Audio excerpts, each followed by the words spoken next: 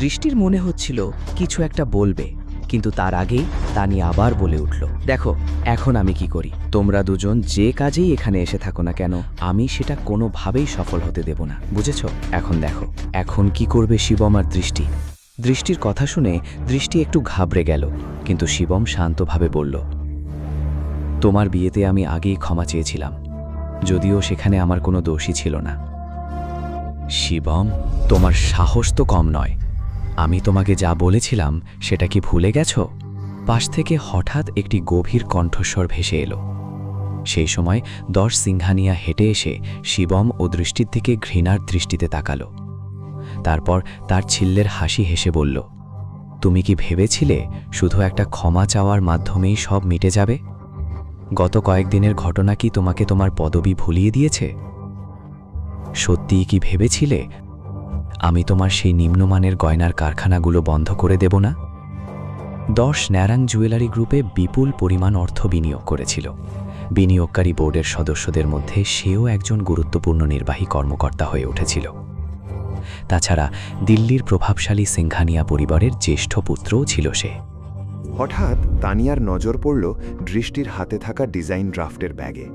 সে অবজ্ঞা ভরে বলল, তুমি কি এখানে সেই নিয়োগ বিজ্ঞপ্তির জন্য এসেছ যেটা চেয়ারম্যান প্রকাশ করেছিলেন? তুমি কি সত্যি তোমার গয়নার ডিজাইনের আইডিয়ায় বিনিয়োগ করাতে এসেছ? খুবই হাস্যকর।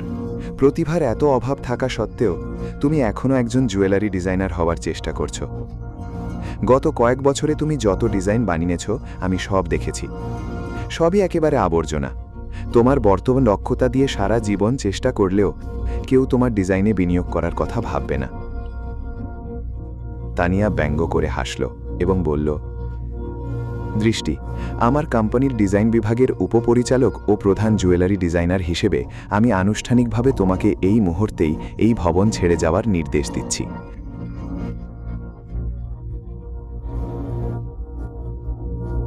তোমার ডিজাইন আইডিয়া বাতিল করা হয়েছে।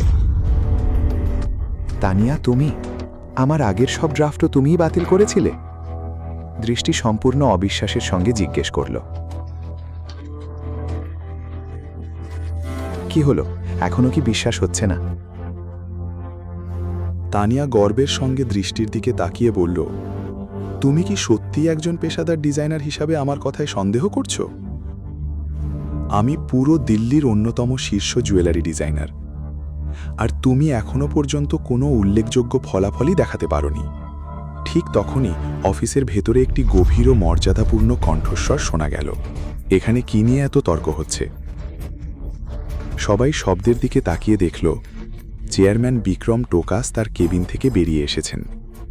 তিনি ধীরে ধীরে তানিয়া ও দর্শের দিকে তাকালেন। তানিয়া ও দর্শের মুখের আত্মবিশ্বাস মুহূর্তের মধ্যেই ভয় ও অস্বস্তিতে বদলে গেল।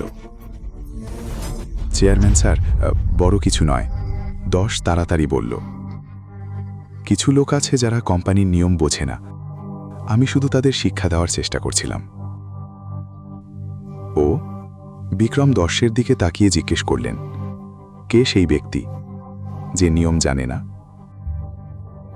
দর্শ সঙ্গে সঙ্গে উত্তর দিল, আসলে ও মার্কেটিং বিভাগের একজন ছোট কর্মচারী।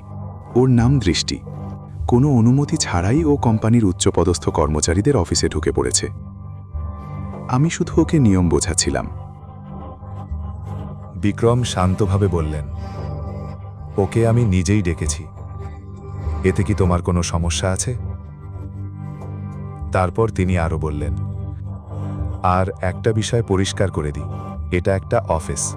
একজন সিনিয়র নেতা হিসেবে তোমাদের কি মনে হয় এখানে এভাবে হইচই করে তোমরা কি প্রমাণ করতে চাইছো? আমি চাই না অফিসে অপ্রয়োজনীয় কোনো শোরগোল হোক। ভবিষ্যতে এমন কিছু আবার হলে তোমাদের দুজনকেই এই অফিস থেকে বের করে দেওয়া হবে। কথা বলার পর বিক্রম মৃদু হাসি নিয়ে দৃষ্টির দিকে তাকালেন। আমি গতকাল আপনার পাঠানো ডিজাইন আইডিয়াগুলো দেখেছি, সেগুলো আমাকে সত্যিই মুগ্ধ করেছে। আমার অফিসে আসুন, আপনার ডিজাইনের বিস্তারিত নিয়ে আলোচনা করতে চাই।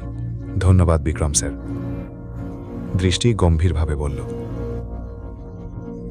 তারপর তানিয়া, দশ এবং অন্যদের সম্পূর্ণ উপেক্ষা করে বিক্রম দৃষ্টি ও শিবমকে সঙ্গে নিয়ে নিজের অফিসের দিকে এগিয়ে গেলেন যাতে পরবর্তী আলোচনা করা যায়।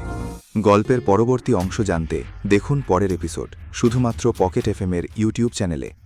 আর শিবম দ্য হিডেন ওয়ারিয়ারের সব এপিসোড শুনতে নিচের বর্ণনায় দেওয়া লিঙ্ক থেকে পকেট এফএম অ্যাপ ডাউনলোড করুন।